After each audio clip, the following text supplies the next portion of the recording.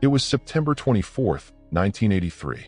Munich, in what was then West Germany, was getting ready to host the biggest bodybuilding show on the planet. Inside the massive Olympia Halle, originally built for the 1972 Olympic Games, thousands of fans waited eagerly for the start of the 19th Mr. Olympia. The air was electric, a mix of anticipation, nostalgia, and that gut feeling that something big was about to happen. This wasn't just another competition. It marked the end of an era. The lightweight years, which had run from 1976 to 1983, were coming to a close. It had been a time defined by smaller but incredibly aesthetic physiques. Men like Frank Zane and Chris Dickerson had raised the standard of harmony and proportion. But by 1983, the winds were shifting. Fans and the media alike were turning their eyes toward a new generation that promised to completely change the sport. That year's Olympia stood as a bridge between two worlds, the age of refined, graceful physiques and the one that was about to dawn, the era of mass and power. On the horizon, one name was already starting to make noise: Lee Haney. Many believed he would be the one to write the next chapter in bodybuilding history. The change wasn't just physical, it was symbolic. The sport was preparing to embrace sheer size as its new ideal. Outside the stage, the world itself was in turmoil. The Cold War was at its peak, splitting the globe into rival powers. On the radio, Michael Jackson's Thriller ruled the charts, and on movie screens, Scarface was redefining ambition and excess. It was a time of contrasts, and in many ways, bodybuilding reflected that perfectly. Inside the Olympia Halle, the lights came up on the most impressive physiques on Earth. The crowd, packed with fans from all over the world, knew they were witnessing history in the making. That night would be remembered as the turning point, the moment when classic artistry met the raw spectacle of muscle and might. And so, under the neon glow of Munich and the echo of 80s synth music, bodybuilding was about to change forever. A new era was about to be born, and the 1983 Mr. Olympia would be the stage where it all began. The atmosphere leading up to the 1983 Olympia was pure uncertainty. For the first time in years, no one knew who would win. The reigning champion, Chris Dickerson, had stepped away from competition, leaving the throne up for grabs. Without a clear favorite, the show felt wide open.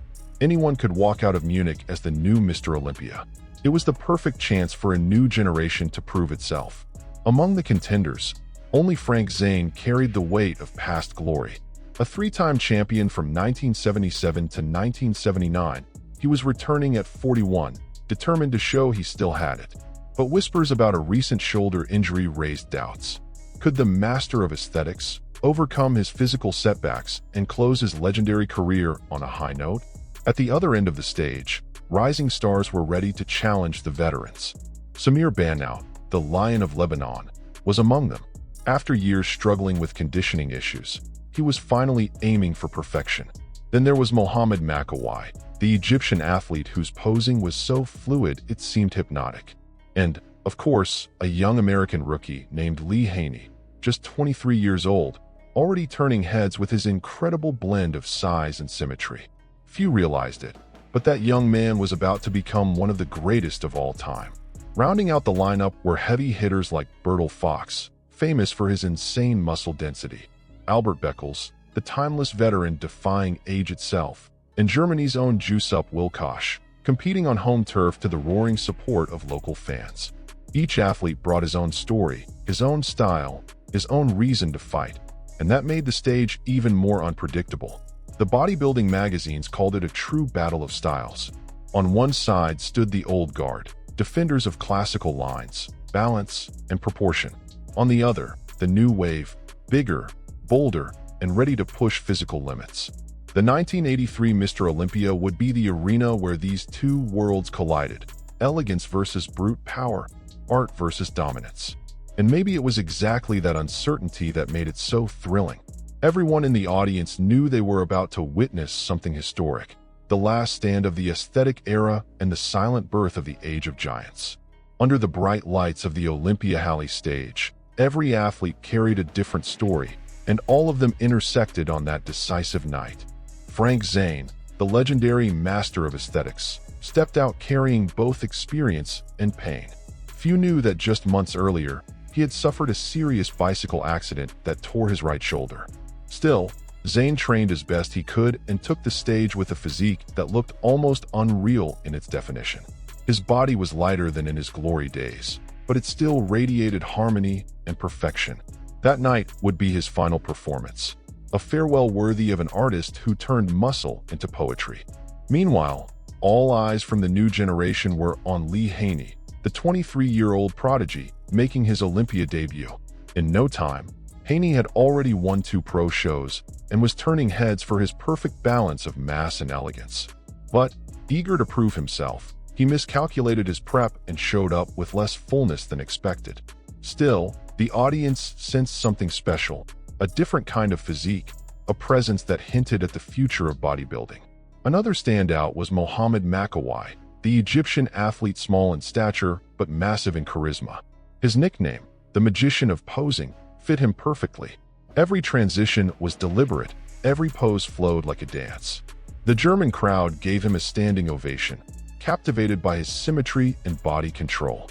Even without the size of the bigger man, Makawai reminded everyone that bodybuilding could still be visual art, not just raw power.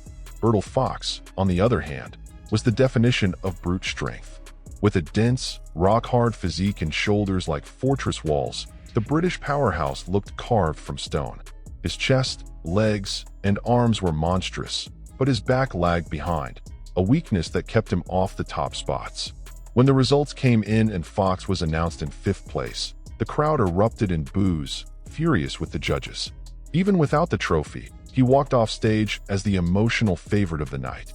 Among the homegrown stars, Jusup Wilkosh carried the weight of local hope. Tall, thick, and imposing, the German was seen as the hometown contender who could surprise everyone. But his physique came in flat, lacking the fullness and sharp definition needed to challenge the top 5. It was a tough night for him, but the roaring support from the crowd showed that, for the fans, he was already a hero. And rounding out the legendary cast was Albert Beckles, the tireless veteran defying time itself. Already in his 40s, he walked on stage with poise and confidence, displaying granite-hard muscles and perfect posture. He didn't have quite enough punch to reach the podium, but his presence alone proved that passion for bodybuilding never ages. That night, each of them wrote a different page of history, some saying goodbye, others just beginning. Among all those great names, one story stood out like something straight from a movie.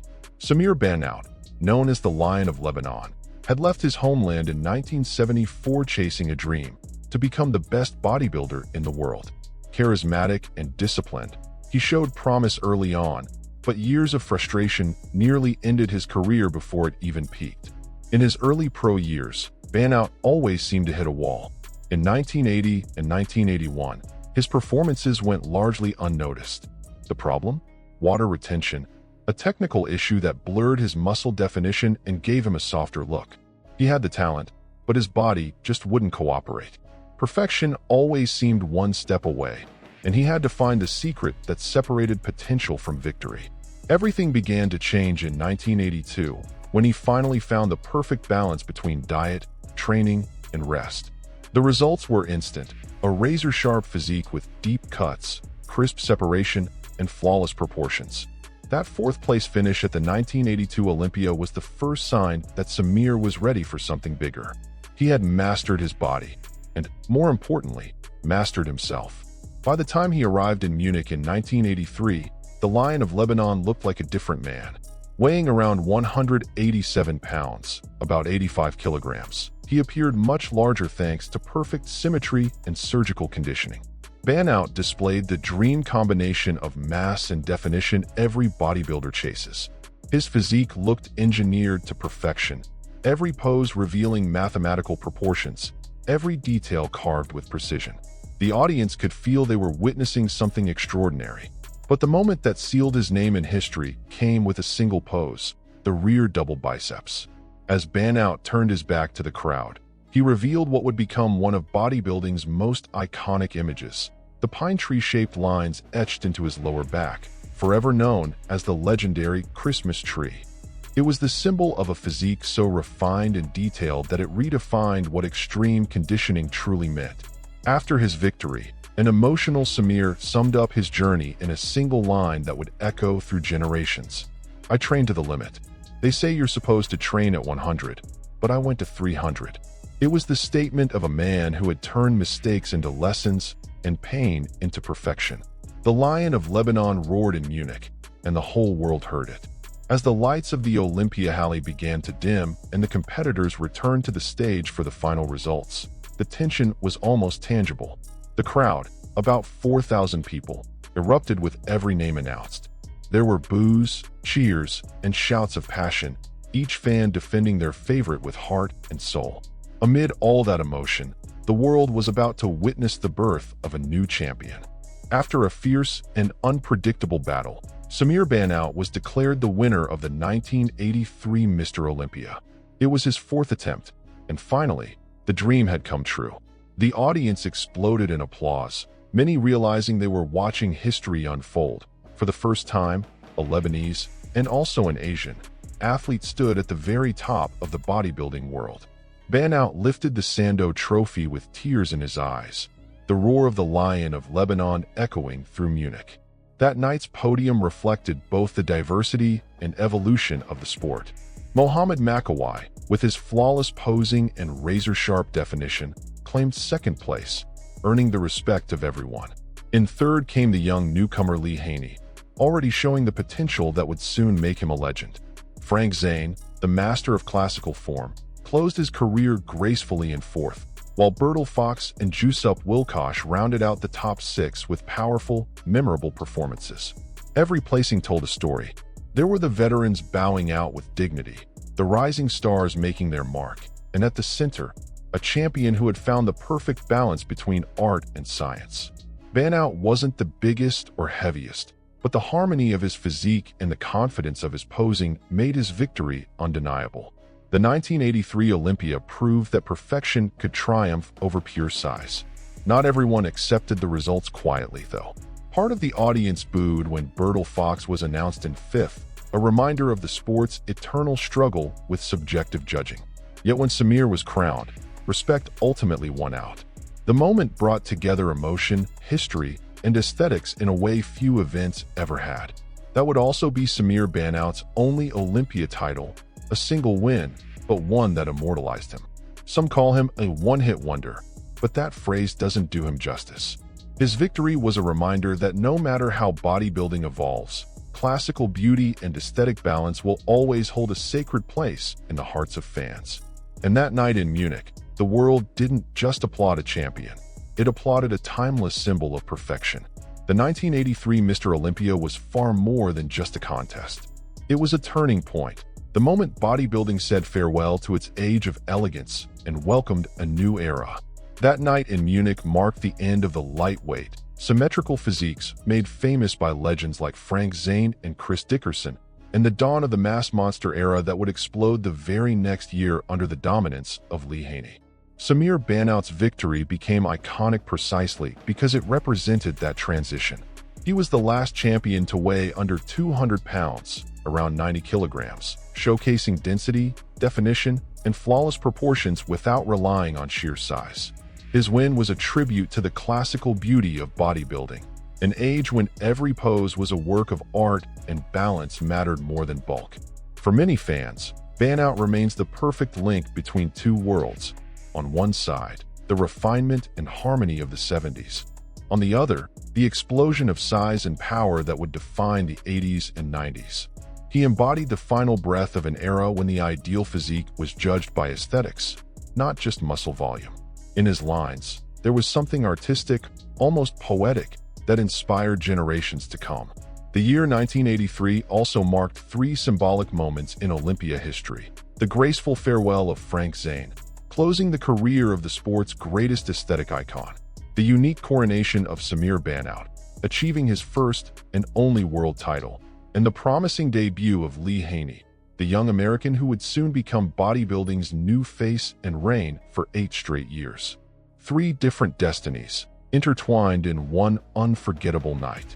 As time passed, the Munich Olympia came to be remembered as the last great celebration of the classical form, an elegant farewell before the chase for extreme size took over the sport. For fans of the golden era, that night still lives in nostalgic memory as the moment when art and strength met for the very last time in perfect balance. 1983 was more than just a muscle showdown. It was a turning point, a passing of the torch between two generations that shaped the future of bodybuilding. On the stage of the Olympia Halley, Samir Bannout didn't just win a contest, he closed an era.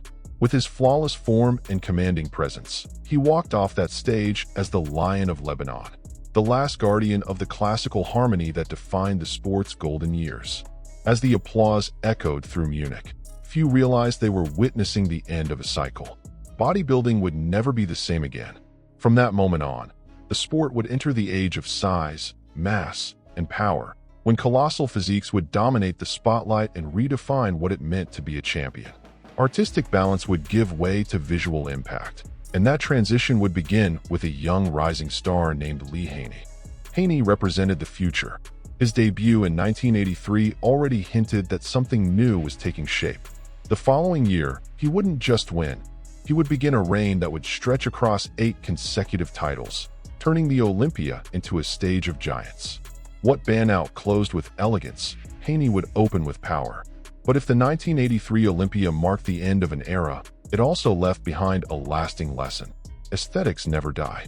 Even amid the rise of the mass monsters, Bannout's physique would remain a timeless reference of balance, symmetry, and artistry. His victory proved that true bodybuilding isn't just about winning, it's about inspiring. And that inspiration still lives on today. Every time we look at those photos from the Munich stage, the glow of the lights, the emotion on the athletes' faces, and the silent roar of a champion who understood the value of perfection. The 1983 Mr. Olympia wasn't just an event, it was a historic moment, a bridge between the past and the future of bodybuilding. And if you've made it this far, it's because you share that same passion for bodybuilding and for the stories of the great champions. The 1983 Mr. Olympia was a one-of-a-kind moment, the end of one era and the beginning of another. But the amazing thing is that together, we keep reliving every chapter of this journey, decade after decade, athlete after athlete. So if you enjoyed revisiting this story and want to keep traveling through time with us, make sure to hit that like button. It really helps the channel grow and shows that you want more content like this. Don't forget to subscribe and turn on the notification bell, because we've got many more legendary Olympias to cover, from the very first shows all the way to today's champions. And if you'd like to support this project even more and get early access to new videos and exclusive content, consider becoming a channel member. Your support truly makes a difference. Now I want to know, which era do you prefer? The classic, aesthetic physiques like Samir Bannout's, or the modern giants that began with Lee Haney? Drop your opinion in the comments below. Your voice keeps this conversation alive and helps preserve the history of bodybuilding. And before you go, don't forget to check out the next video showing up on your screen. In it, we continue this timeline with another unforgettable chapter of the Olympia you definitely don't want to miss. See you there, champ.